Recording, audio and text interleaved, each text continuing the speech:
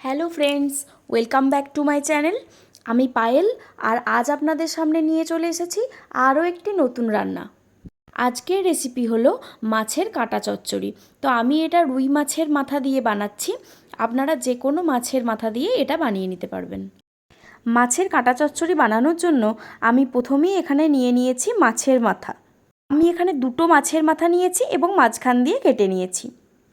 এখন এখানে নুন দিয়ে দিলাম, এরপর দিয়ে দিচ্ছি হলুদ। এখন নুন হলুদ মাখিয়ে মাছের মাথাগুলো রেখে দিলাম। আর এদিকে দেখুন, এখন কড়াই বসিয়ে দিয়েছি, আর কড়াইয়ের মধ্যে দিয়ে দিয়েছি সর্ষের তেল। সর্ষের তেল গরম হয়ে এলে মাছের মাথাগুলো এর মধ্যে অ্যাড করে দিচ্ছি।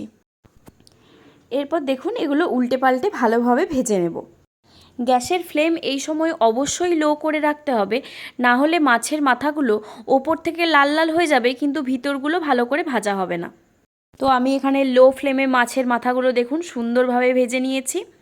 আর এরকম লাল লাল যখন হয়ে আসছে, আমি এগুলোকে খুন্তির সাহায্যে ভালোভাবে ভেঙে নিচ্ছি। প্রত্যেকটা মাছের মাথা ঠিক এইভাবে ভেঙে নিয়েছি। এখন আরও ভেজে নেব 2 মিনিট, এরপর এটাকে একটা পাত্রের মধ্যে তুলে রেখে দেব। এখন ওই তেলের মধ্যেই দিয়ে দিলাম হলুদ গুঁড়ো।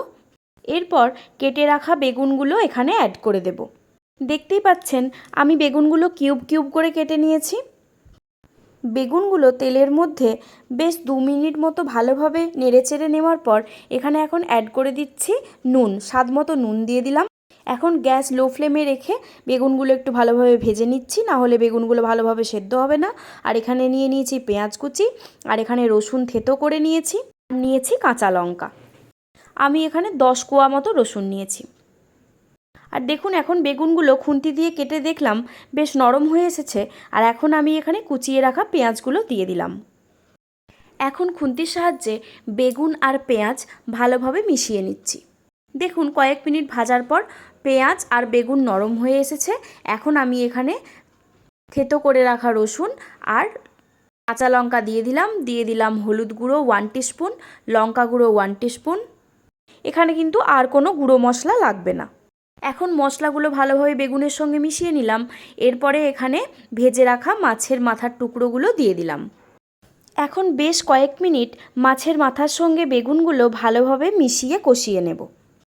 মিনিট 2 ভালোভাবে কষিয়ে নেওয়ার পর এখন এখানে জল অ্যাড করে দিচ্ছি। খুব বেশি জল কিন্তু দেব না, অল্প একটু জল এখানে দিয়ে দিচ্ছি। তারপর খুন্তি দিয়ে নেড়ে জলটা ভালোভাবে মিশিয়ে দিলাম। এইভাবে কয়েক মিনিট নাড়াচাড়া করলেই রেডি হয়ে যাবে মাছের কাঁটা চচ্চড়ি। তো দেখতেই পেলেন কত কম সময়ে কত কম উপকরণের মধ্যে একটা রেসিপি বানানো হয়ে গেল। আজকের ভিডিওটি ভালো লেগে থাকলে লাইক, কমেন্ট, শেয়ার করবেন। এরকম আরও সুন্দর এবং সহজ রান্নার রেসিপি পেতে হলে আমার চ্যানেলটি অবশ্যই সাবস্ক্রাইব করবেন। Thank you.